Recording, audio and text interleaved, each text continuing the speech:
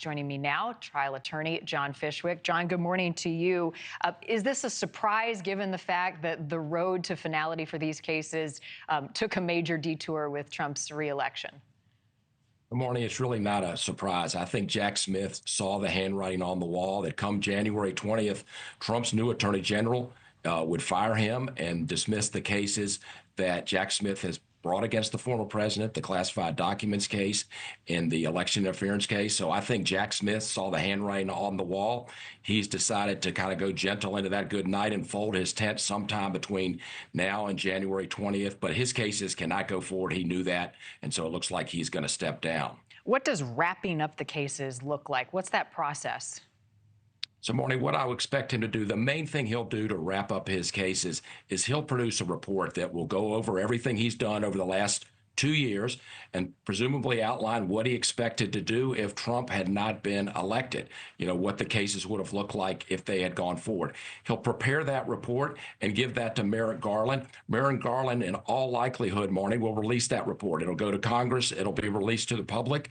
We'll all get to see what Jack Smith did. I think we know what he did. Maybe a little insight about what he was planning to do if the cases had gone forward.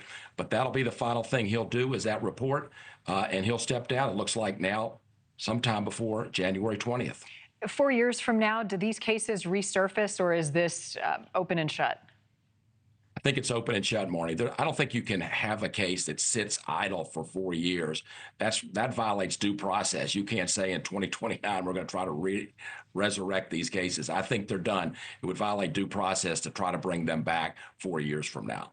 What about Jack Smith himself? What's next for him, and any ramifications for bringing the cases in the first place coming from the White House?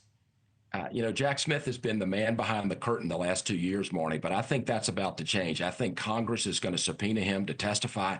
He's going to be asked to explain all the decisions he made, to release documents within 60, 90 days of an election. Former President Trump says that's election interference, and just the cases in general. Congress will have access to every major decision he did, all of his paperwork, all his emails, all his texts. I expect the new attorney general will provide that to him. He'll have to testify under oath. I think his life is about to change in a significant way. He'll go from the man behind the scenes to the man front and center in Congress. And then lastly, you've got the hush money case in New York. The judge has delayed making a decision on that for another week or so. What do you anticipate in that case, given this news today? I think this news today puts more pressure on DA Bragg and also Judge Mersan in that case to say, hey, look, the Department of Justice is ending their cases against former President Trump. I don't think we want to be an outlier. I think that puts a lot of pressure on them to fold up the hush money case as well. John Fishwick, as always, thanks for helping us digest all the legalities of these cases. Appreciate your time as always, sir.